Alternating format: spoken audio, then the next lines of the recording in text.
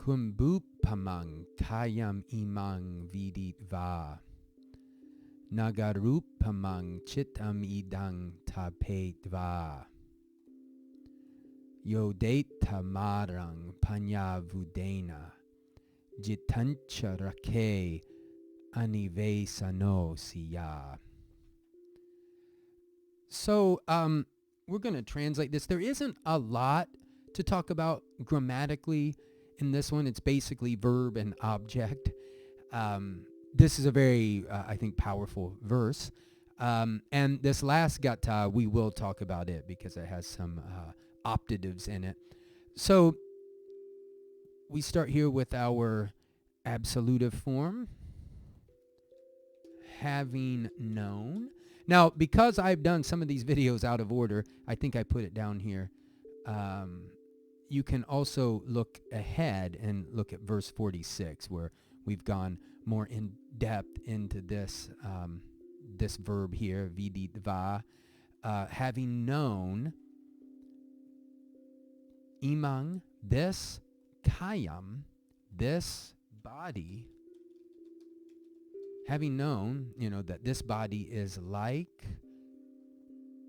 kind of got ahead of myself here, upamaṃ here. We get this long u because there's an a and short and short u that have come together. That this body is like, we'll say, a clay jar.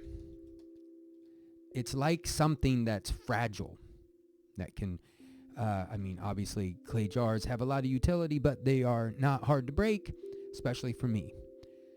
Now we get another absolutive here. This one is ultimately related to tiṭṭhati, to stand. This is like, and this is a form you'll see here of the causative. So having made to stand would be a very literal way to say this, or having established this mind, heart, that which is the subject of this vagga, having established this mind like, now, nagara isn't just a city, but it's like a fortified city. So we're going to say that, like a fortified city.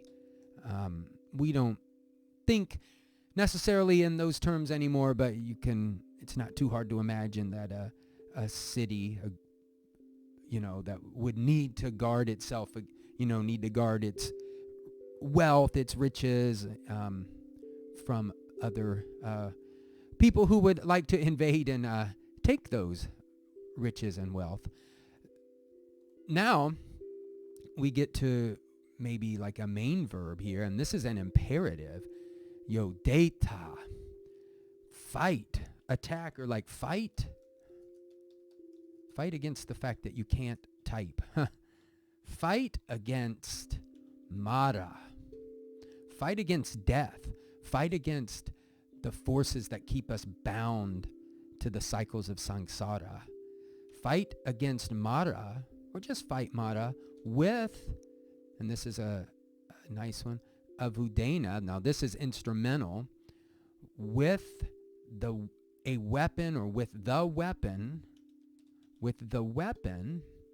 and then here, this is a tapurisa compound, with the weapon of wisdom.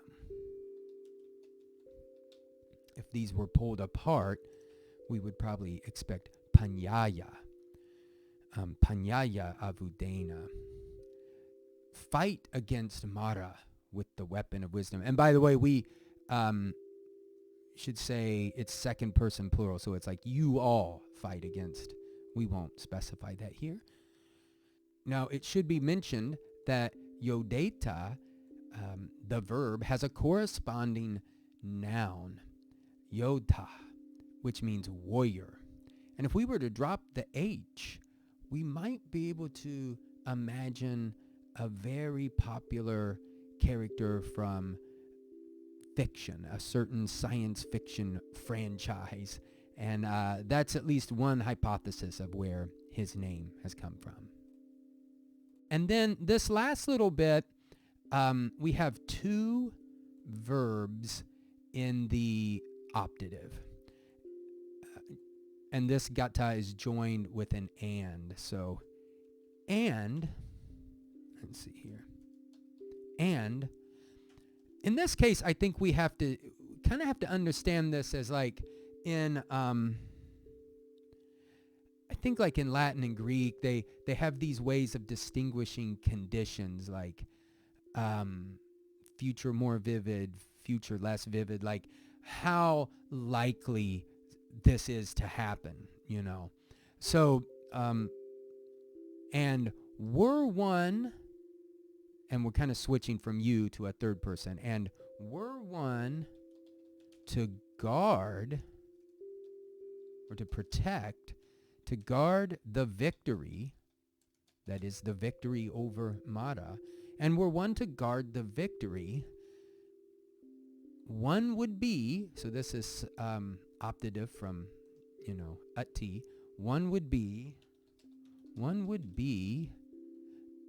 anivesano. So this is a negating nivesano. One would be unattached.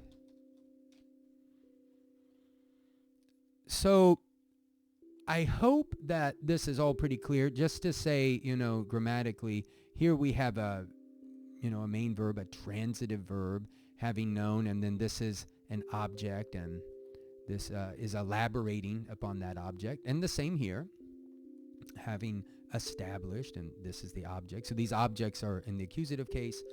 And then here, our main verb, fight, another transitive verb, fight māraṃ in the accusative case, and then by means of or with the weapon of wisdom.